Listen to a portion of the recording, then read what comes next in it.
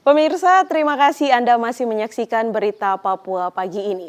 Dan bagi Anda yang baru bergabung bersama kami, akan kami hadirkan kembali 3 berita utama kami.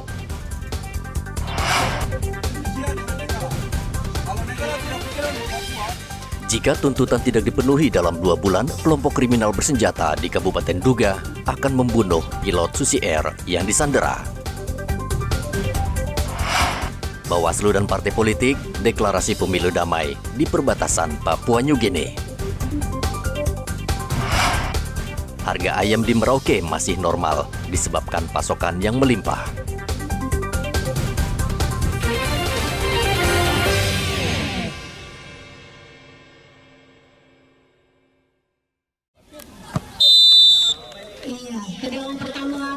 Korem 172 Prawira Yakti menggelar turnamen Liga Top Skor U15 yang berlangsung hingga 3 Maret 2024. 12 klub sekolah sepak bola dari berbagai kabupaten kota di Papua akan mengikuti turnamen yang memperebutkan piala dan rem.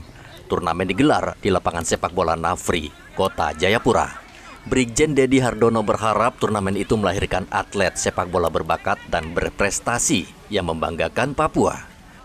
Pencarian bakat anak-anak atau pemuda masyarakat khususnya di Papua ini, TNI tidak bisa berjalan sendiri. Tentunya menggandeng seluruh lapisan masyarakat, ada dari tokoh masyarakat, dari pemerintahan, dari badan-badan usaha baik milik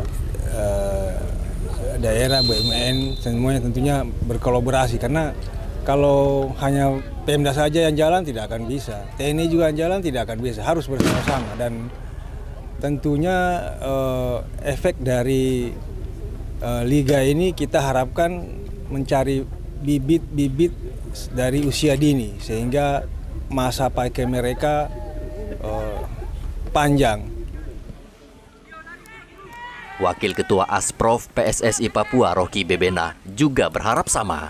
Ia yakin pembinaan usia dini melalui Liga Top Skor akan melahirkan bibit atlet sepak bola yang berpotensi menjadi pemain bola yang berkualitas.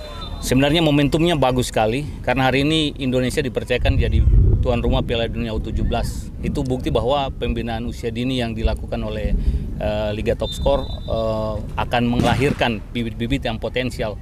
Kami harapkan juga Papua punya potensi dengan event ini paling tidak bisa membantu menciptakan lagi pemain-pemain yang berkualitas. Saya berterima kasih sekali karena SSB Nafri selain punya SSB tapi punya lapangan.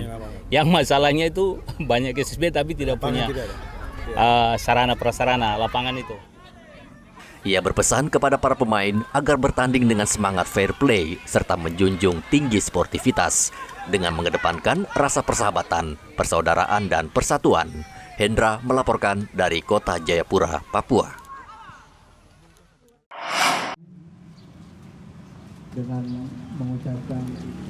Penjabat Gubernur Papua Muhammad Ridwan Rumasukun meresmikan 30 rumah hasil renovasi yang tersebar di 4 kabupaten dan kota, yakni Kota Jayapura, Kabupaten Kerom, Kabupaten Jayapura, dan Sarmi. Rumah tersebut sebelumnya tidak layak huni, namun berkat bantuan Badan Amil Zakat Provinsi Papua, kini kondisi bangunan menjadi lebih layak untuk ditempati warga. Anggaran untuk renovasi rumah tersebut sebesar 25 juta rupiah per 1 unit rumah. Selain merenovasi rumah, Pemprov Papua dan Basnas juga memberikan bantuan program pemberdayaan ekonomi bagi masyarakat tidak mampu dengan memberikan tempat usaha yang dinamakan Smart.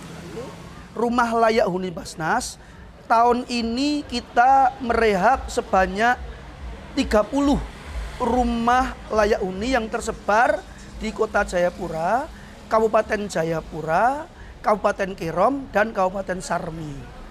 Kriteria penerima bantuan ini adalah para mustahik atau kaum fakir miskin yang rumah mereka dinilai secara penilaian Basnas sudah tidak layak, sehingga perlu dilakukan perbaikan atas sebagian atau keseluruhan rumah karena dana yang digunakan untuk RLHP ini terbatas, yakni satu rumah dianggarkan sebanyak 25 juta rupiah. Program Presiden yang pertama adalah mengurangi kemiskinan ekstrim. Dengan adanya ZIPMAP ini, maka usaha ekonomi umat itu bergerak. Kalau usaha ekonomi umat bergerak, maka kemiskinan ekstrim itu bisa dikurangi. Begitu juga dengan pengangguran terbuka. Adanya ZIPMAP, maka pengangguran terbuka itu berkurang karena ada serapan tenaga kerja di ZIPMAP. Begitu pula dia akan berimbas pada stunting. Karena keluarga yang punya kemampuan ekonomi baik, maka anak-anaknya tidak sama. Program renovasi rumah tidak layak huni tidak hanya menyasar rumah milik kaum duafa yang kondisinya mengkhawatirkan mengalami berbagai kerusakan, namun juga program untuk menekan angka stunting atau TENKES. Hendra melaporkan dari Kota Jayapura, Papua. Pemirsa, berita yang baru saja Anda saksikan sekaligus menutup jumpa kita dalam Berita Papua pagi ini. Saya Cynthia Delima bersama kru yang bertugas ucapkan terima kasih. Kami pamit undur diri. Selamat pagi, semangat pagi, Wanyambe.